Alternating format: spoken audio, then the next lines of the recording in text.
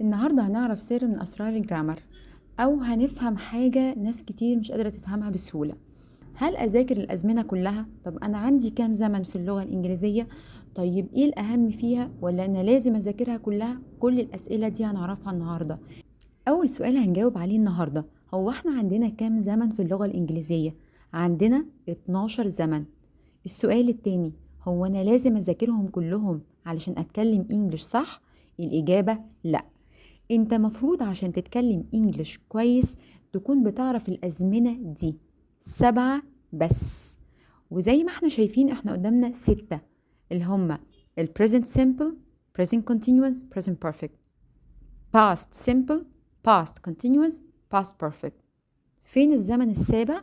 هو ال future simple، ودايما بخليه على جنب عشان اخلي الطالب يركز مع ال6 دول. يعني انت لو اتكلمت بالسبع أزمنة دي هيبقى كلامك في الإنجليش صح مظبوط، المعنى اللي انت عايزه هو اللي بتترجمه بالجرامر صح.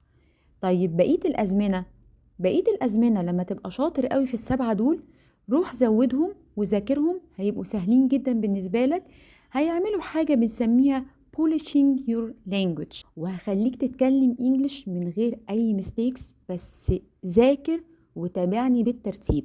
يلا نبتدي بأول زمن معانا اللي هو ال present simple. ال present simple فكرته ايه؟ فكرته انه بيتكلم على حاجة دايما مش مرتبطة بوقت معين، حاجة ثابتة في حياتي. يعني ايه؟ يعني مثلا الحقائق اللي موجودة في حياتي او في حياة الناس اللي حواليا، حاجات ثابتة ملهاش وقت معين. وعندنا الفاكتس بالنسبة للحاجات اللي دايما بعملها اللي بنسميها habits. ممكن تكون رياضة بلعبها، وممكن تكون حاجة متعود أعملها في حياتي بشكل ثابت. أنا دايما بذاكر الصبح. I usually do my homework in the morning. ثالث استخدام لل present simple اللي هو التايم تيبلز. اتكلم مثلا على القطر اللي بيجي الساعة 5 وحد بيسألني عليه، فبقول له the train arrives at 5 p.m. نروح للي بعد كده. فكرة ال present continuous بتتلخص في استخدام الأول لو الحاجة بتحصل حالا. she's cooking in the kitchen right now.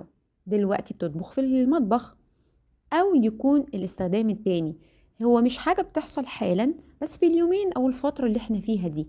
يعني حد بيسألني فين باباكي ومامتك اليومين دول، فبقول له they are staying in London for a few days. they are staying in London for a few days. هم قاعدين اليومين دول، قاعدين كام يوم كده في لندن. الاستخدام التالت بقى مختلف شوية وليه علاقة بالفيوتشر. دايما بتلاقوا حد يقولك tomorrow I'm visiting my grandmother، فانت تستغرب هو ازاي بيقول tomorrow ومستخدم ing و present continuous.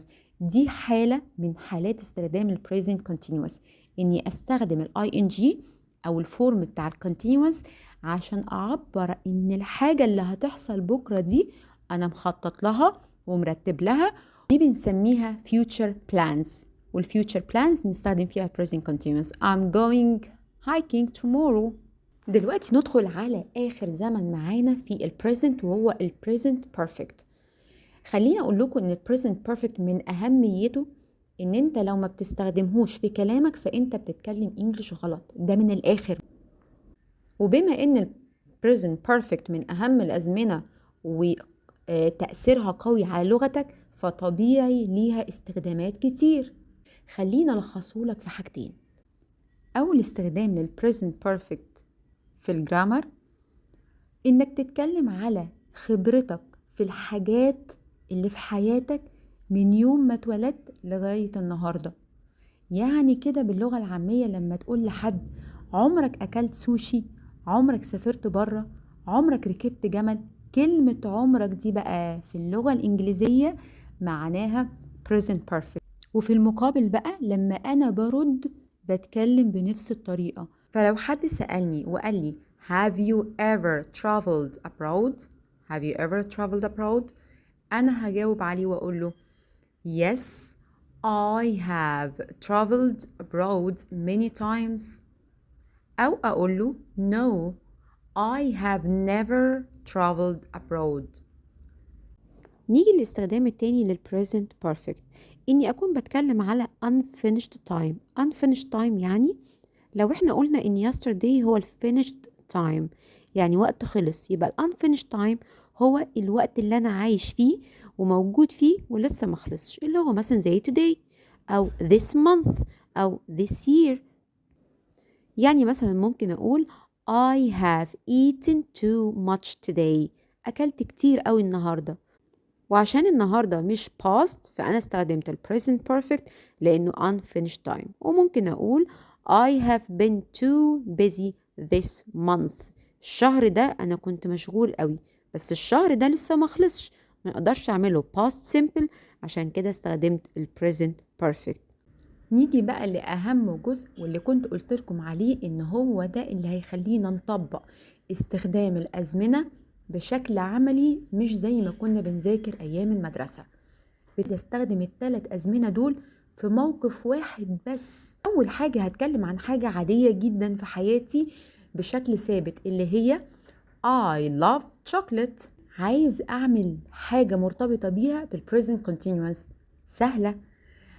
Now I'm eating white chocolate. نروح لآخر حاجة ال present perfect. You know I have just eaten 3 bars of chocolate.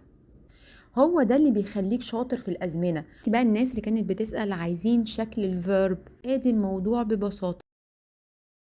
يلا بقى ندخل على الجزء التاني اللي احنا هناخده في الجرامر الأزمنة، اللي هو الباست. وأول نوع هيكون معانا هو الباست سيمبل. الباست سيمبل زمن سهل جدا، بيستخدم امتى؟ في الماضي فقط. الموضوع بسيط جدا، حاجة حصلت في الماضي وخلصت. طب الماضي بتاعي ده لغاية امتى؟ الماضي ده لغاية امبارح. يعني أي حاجة حصلت لغاية امبارح فهي باست في الإنجليش. دلوقتي نروح عند النوع التاني للباست في الانجليش، اللي هو past continuous. هو بيعبر عن اكشن كان فيه استمرارية، كان اكشن مستمر لفترة معينة، طبعا في الماضي. فعندي two cases، يا اما هقول اني انا امبارح كنت بعمل شيء في وقت معين، فهنا بستخدم الباست continuous، او اني بقول ان لما حصلت حاجة كنت بعمل الشيء ده لفترة معينة. يعني حد بيقول لي انا كلمتك امبارح الساعة 5، كنت فين؟ الساعة 5 I was watching an English movie. طيب الكيس التانية اللي قلنا عليها، يعني ايه لما حاجة حصلت كنت انا بعمل حاجة مستمرة؟ يعني لما مامتي جت انا كنت بحضر العشاء.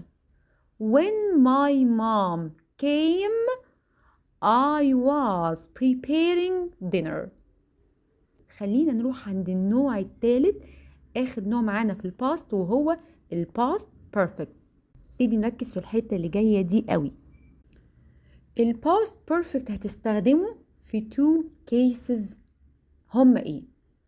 أول كيس إنك تكون عايز تستخدم for و since بس في الماضي، مش دلوقتي.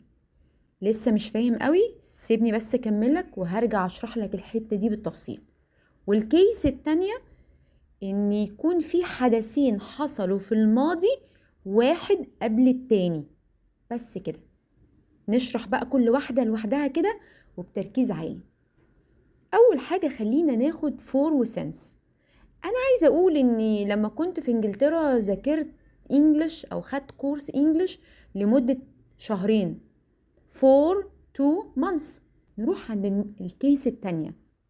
مثلا أنا لما رجعت البيت كانت مامتي جهزت العشاء. نعملها ازاي دي بقى بالإنجليش؟ نعملها past perfect.